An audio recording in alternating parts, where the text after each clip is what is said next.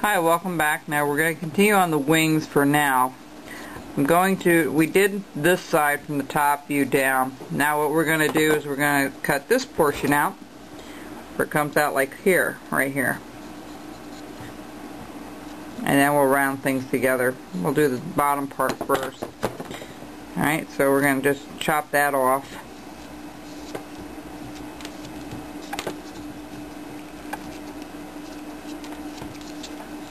So that matches.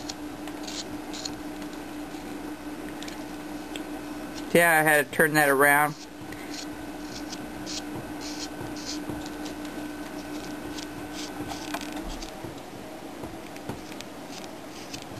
Okay, we're starting to shape that up. See that? And we're going to do the other side. We're going to trim that off. See, there's a systematic way of doing it.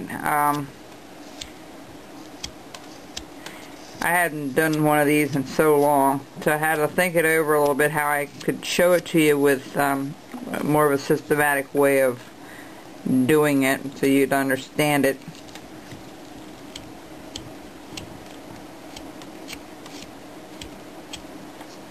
Okay, now what we're going to do now, we're going to round off the body, the bottom part.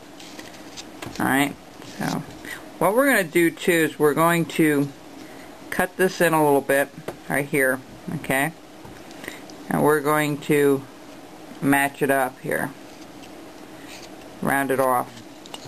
We're going to round off that head first. I'm going to take a little bit more off and start hollowing it out a little bit. Just just take a little bit off, just like so. Okay, so we're just going to round this off a little bit here. Okay, and then we're going to do the other side same way.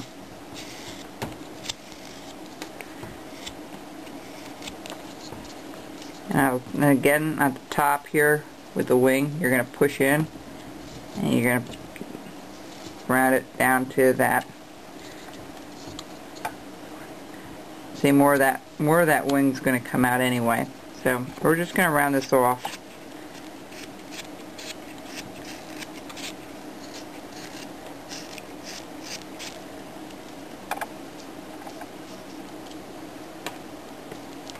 Like I said, I didn't have the original pattern for this.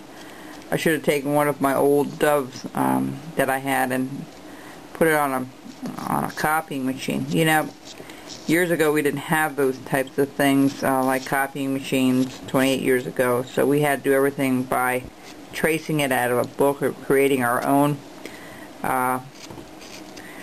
kind of pattern. So it was kind of funny how things have changed and how lucky you are today that you have those items, so it's much easier to reduce it.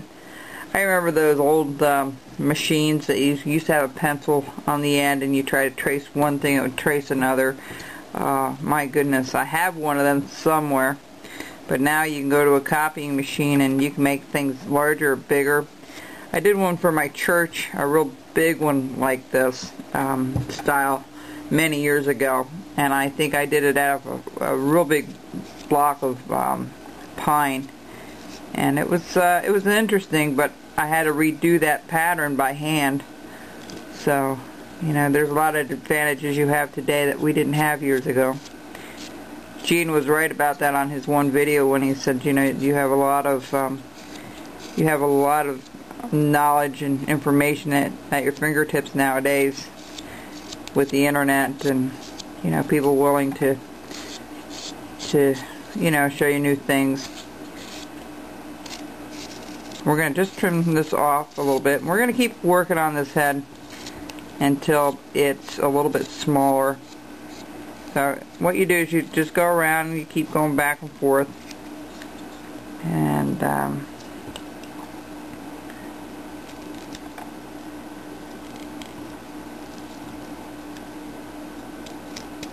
okay, and those wings will go in a little further.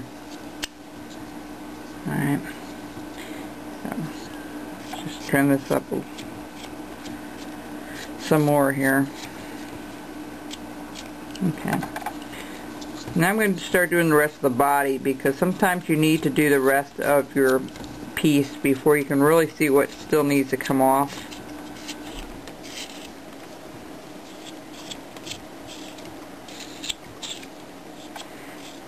We're going to sand this at the end if you want. You don't have to, but I would recommend to sand it.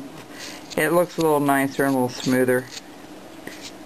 I don't know if you can do that. Okay, I'm going to do this one half, and then you can get offline and do the other half. I'll do it offline when I get, when I get offline as well.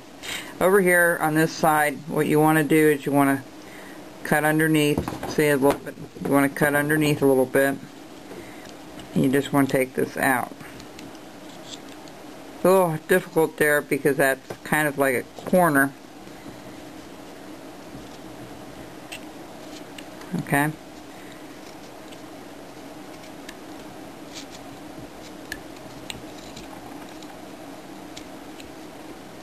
See, and that goes the other way, so you're going to have to flip your piece over and around. Alright, so I'm going to get off the line here, and I'm going to go ahead and, I know this is a lot thicker, so we're going to work on it a little bit more. I'll be back. Go ahead and do the other half the same way. Try to get it rounded. Alright, we'll be back.